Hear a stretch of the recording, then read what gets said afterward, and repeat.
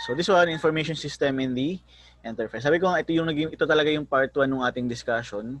So tuloy na lang natin. So for the learning outcomes, after this discussion, we'll be able to understand the types of information system in the organization, recognize the functional perspective of information system, understand the concept of information enterprise system, and we discuss the strategic uses of information system.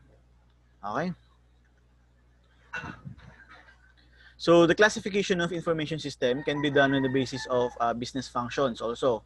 So this classification is done to achieve the maximum efficiency in the business function. So we use different type of information system doon sa business function natin. So ano ba yung mga business function natin na meron tayo? We have the accounting, finance, marketing, production operations management, and the human resource management. So the role played by the internet and the information technologies to support electronic commerce, enterprise communication, and collaboration and web-enabled business processes both within a network enterprise with its customers and business. Okay? So information system can be grouped in the business function categories. However, in real-world information system, there are typically integrated combination of functional information system, and the functional business system are composed of a variety of type of information system. So, kagaya ng nauna kong discuss, which is the TPS, the Management Information System, the Decision Support System, as well as the Executive Support System. So, it will support those different kind of information system, types of information system, will support the business function of accounting, finance, marketing, productions, operations management, and as well as the human resource management. So we have here the definition of the e-business system. So the e-business system describes how information system integrate and support wide business processes and the business function of marketing, manufacturing, human resource management, and finance.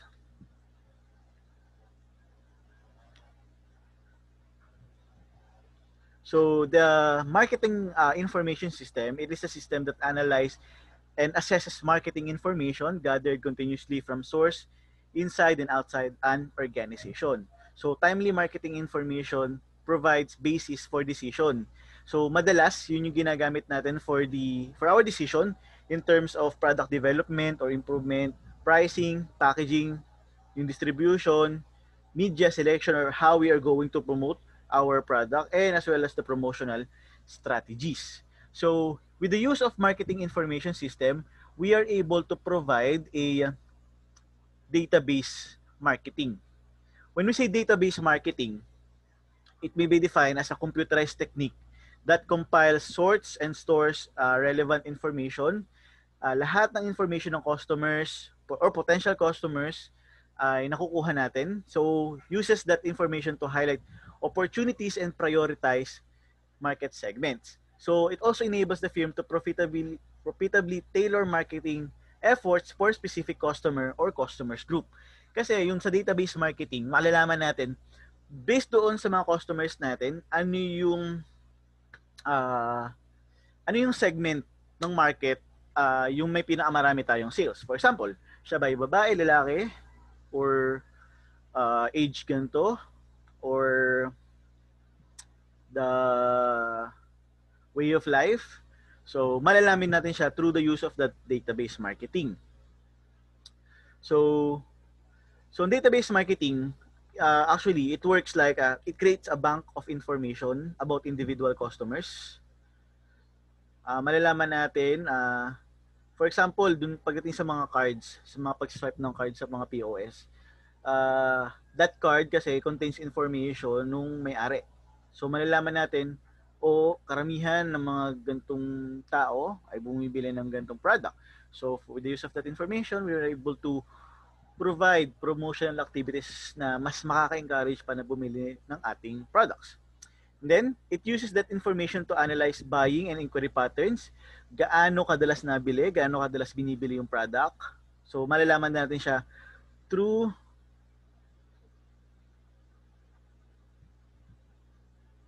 Actually, hindi talaga nalipat yung slide. Through the use of, actually, yung binabanggit ko kasi is wala dito. Isasama ko na lang siya sa susunod pag sinend ko itong itong PowerPoint, okay? About the database marketing. So, part ng marketing also is i-analyze niya yung buying and inquiry patterns, gaano kadalas bumibili, gaano kadami yung binibili. It can also promote the benefits of brand loyalty. When we say brand loyalty, marami kasing brand tayo in terms as different kind of products. So, yung malalaman natin, anong brand yung may pinakamaraming sales. Especially if you are working in a in a supermarket na sobrang daming products, different kind of brands. So, malalaman natin yan. It can also fuel sales growth. It can increase sales effectiveness, and it can support low-cost alternatives in terms of strategic activities natin pagdating kay marketing. Okay? So later on, I will just put that information about database marketing doon sa PowerPoint kapag sinend ko sa inyo. Okay? So the next one is the enterprise business system. So e-business means using the internet, other networks, and IT to support, especially our electronic commerce, enterprise communication and collaboration, web-enabled business processes. So e-commerce is the buying, selling, and marketing of products, services, information over the internet and other networks. Actually, this pandemic, if you are into ano tawag dito, in terms of stocks, trading ng stocks or pagbili ng mga buying and selling ng stocks, during this pandemic, almost lahat ng e-commerce business ay tumaas yung kanilang presyo ng stocks nila dahil mas marami ngayon ng market, mas marami ngayon ng bumibili at nagre-render ng service. For example, the Zoom company o yung Zoom application na to, yung presyo niya last February sa stocks is around $5 lang for one stock, 5 to 10. Pero ngayon, lumalampas siya ng almost $500, $400 per stock kapag bumili tayo doon ng ano. Kasi, sa e-commerce kasi, in terms of businesses, nakadepende yan sa situation natin. Kaya kung mapansin nyo, for example, online lumayo, the Shopee and the Lazada, wherein, nung nagkaroon ng pandemic, mas nakilala siya, mas tumaas yung sales, dumami yung customers, kasi yun yung kailangan ngayon ng tao. Okay? So, the e-commerce help our customers to buy and sell or market their products using internet and other networks. So, these are the cross-functional system or the cross-boundaries of traditional business functions. So, we use this to re-engineer, improve vital business processes all across the enterprise, or how this business function correlates or relates to the other part of the business function. For example, in terms of marketing, that includes we need the customer feedback in order to provide market research and to test whether our research is applicable dun sa ating customers. While for the research and development and the engineering, their job starts with the market research together with the marketing department or marketing group. They will collaborate in order to provide the research on the result from our market. Also, the component design, the product test, the product release, and the process design. While the manufacturing or on the production side, nag-start siya ng kanyang functions during the process design and the equipment design. And then will be loaned for production start. So as we can see, the marketing and the research and development or the engineering has a cross-function between and the market research. While the manufacturing and the engineering has a cross-function between the process design and the equipment design. So if you're part of the organization, actually ma-experience nyo siya na kung saan ako as part of the production production members, we need to collaborate to engineering group. For example, in the process engineers or the product engineers in terms of the process design. Kasi it could affect our index, our quality, our efficiency. So, yun yung nangyayari sa in real organization. So, but basically, kaya natin pinakita to is para malaman natin that the information system between those business function collide also or nagko-combine din. So, kaya nagkakaroon tayo ng mga application wherein it can be accessed by different part of the organization. So we have here the enterprise application architecture. So we have here first the employees. The employees uses or are the users of the knowledge management, collaboration, the decision support. While the suppliers, it can be connected to our business through the supply chain management, the sourcing, or the procurement. For our customers, andyan yung customer relationship management, the marketing, the sales, and the service, or the after-sales service, yung mga repair. And while the partners, they are the partner relationship management, selling, distribution, or yung ating mga sales office. So, all of these what we meant there, lahat ng taong to, the employees, the suppliers, the partners, and the customers, can have an access in our internal business processes through the use of enterprise resource planning. So, but ito lang yung kanilang kayang i-access or yun yung activity na meron sila. So, this enterprise application architecture, it provides a conceptual framework. It helps visualize the basic components, processes, and interfaces of major e-business application. So it focuses on accomplishing fundamental business processes in concert with our customers. Yung sabi ko kanina, the suppliers, the partners, and the employees.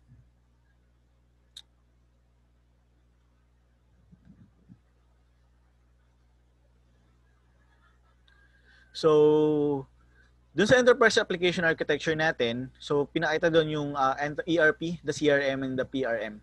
When we say ERP, ito naman paulit-ulit na natin dinidiscuss to. It concentrates on the efficiency of the internal production, distribution, and the financial processes. While the customer's relationship, focus naman to kung saan through marketing and sales and services, we are able to acquire and retain profitable customers. And with the PRM, it aims to acquire and retain partners who can enhance the selling, distribution of products and services through our sales office. Kasi each business meron siyang, kung hindi man nasa kanila yung nasa area nila yung sales office, so madalas meron silang sales office sa ibang bansa. Kagaya sa amin, actually we are coordinating with our sales office. Hindi kami humingi, we are not, our office in Lipa are not directly coordinating to the customers, but we are coordinating to our sales office located in Japan, China, US, Australia, Taiwan, Philippines also. So, doon kami nakipag-coordinate in order to know the demand of our product. So, yun yung ginagamit namin in order to provide the demand plan. From demand plan, it can transfer to production plan. So, yun yung nangyayari sa atin pagdating dun sa system namin. Okay? So, it also includes the supply chain management which refers to includes the procurement and the sourcing effectively and efficiently of our raw materials and other things na ginagamit kay production. While the knowledge management system it focuses on the internal group collaboration and decision of all employees inside the organization. So the enterprise application integration or the EAI software connects cross-functional system. So it serves as middleware to provide data conversion, communication between system access or system interface. So in EAI or enterprise application integration, we have the front office and the back office. Kung medyo familiar kayo, So madalas ito ay ginagamit kay yung term na front office and the back office, madalas ginagamit siya sa mga business processing outsourcing, sa mga BPO, so call center agent. So madalas sasabihin sa iyo, I'm part of the I'm call center agent but I'm focused on the back office. So pag sinabi natin yung back office, anyan yung distribution, manufacturing, scheduling and finance. Sila yung hindi directly non-voice, kumbaga yung kanilang non-voice agent. While on the front office, sila yung mga voice agents, sila talaga yung naririnig natin na kumakausap sa mga customers, or tinatawag natin na call center agents. So we have here the customer service, the field service, product configuration, and the sales order quantity. So through the use of the enterprise application integration, the front office and the back office will have a communication between doon sa kanilang work or task. Okay? So how this EAI works? So EAI works, an order comes in via call center, mail, email, the web, or fax. So the customer information captured in order processing is sent to a new customer process which distributes the new customer information to multiple application and databases. So we have here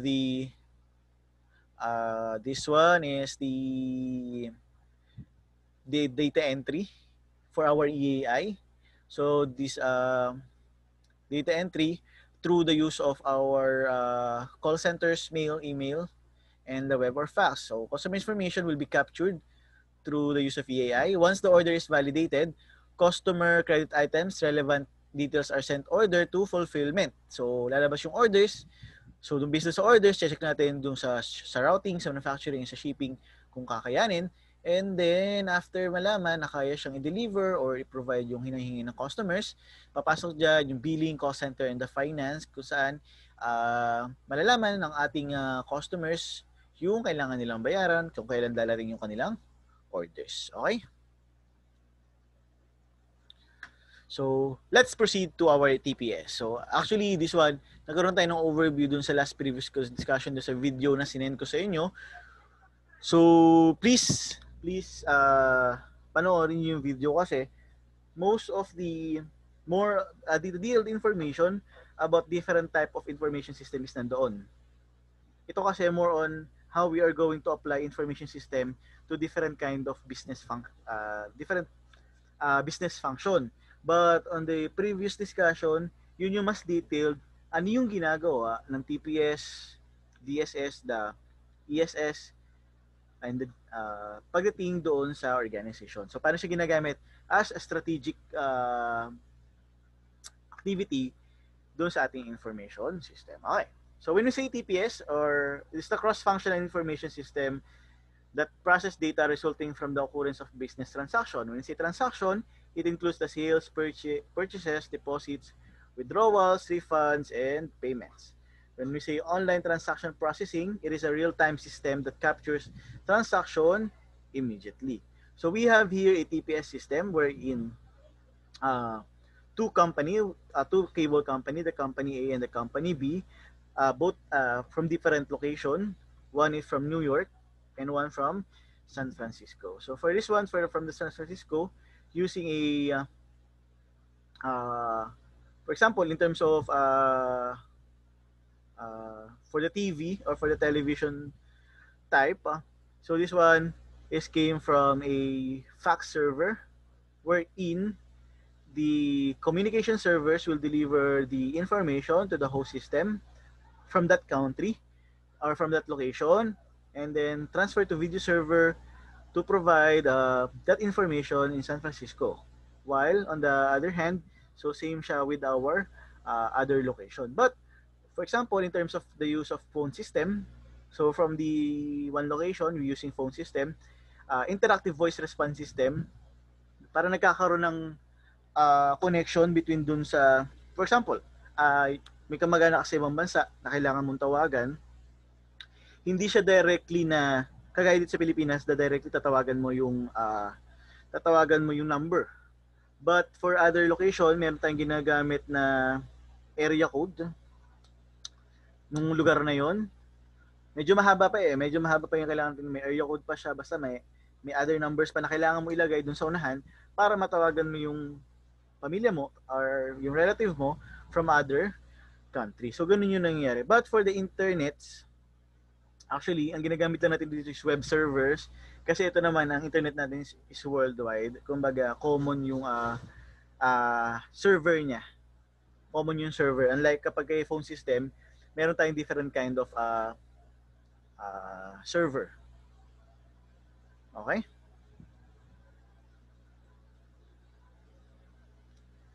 So this one is the cycle, the transaction processing cycle, wherein from data entry, it will be transferred to the transaction processing through batch and online or real time.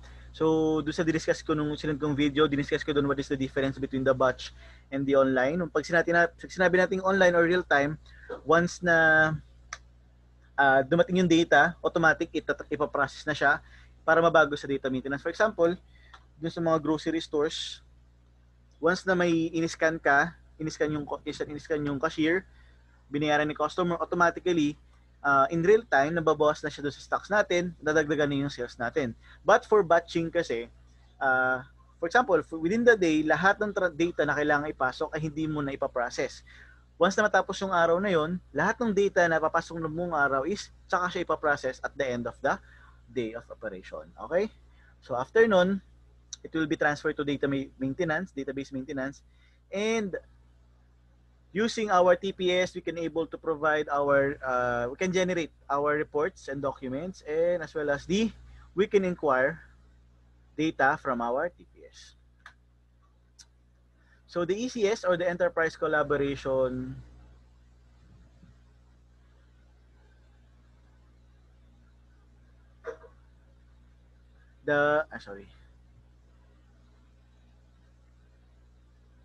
wait lang. Okay.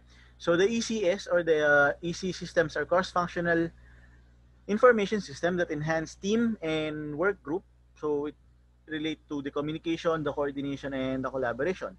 So system may include the network PC workstation, the servers, databases, groupware, and application packages. Wait lang. So this one, we have with the enterprise collaboration system wherein we can use the ECS or the information system through using in order to communicate, conference, and collaborate. So in terms of electronic communication tools, we have here the email, instant messaging, the voicemail, faxing, web publishing, and paging. For the electronic conferencing tools, andyan yung mga data conferencing, voice conferencing, video conferencing, discussion forums, chat system, and electronic meeting system. But for the collaborative work management tools, so andyan yung mga ginagamit natin na calendar, scheduling, task project management, the workflow, document sharing, and the knowledge management. So the functional business system, a variety of types of information system that supports the business function of accounting. So yun ang yung sinabi kanina. Ito mga case study, dikdangan muna natin siya. Okay? So we have here the IT in business. So ito na yung ano ba yung laman, ano ba yung function ng IT doon sa businesses natin, or different type of business functions.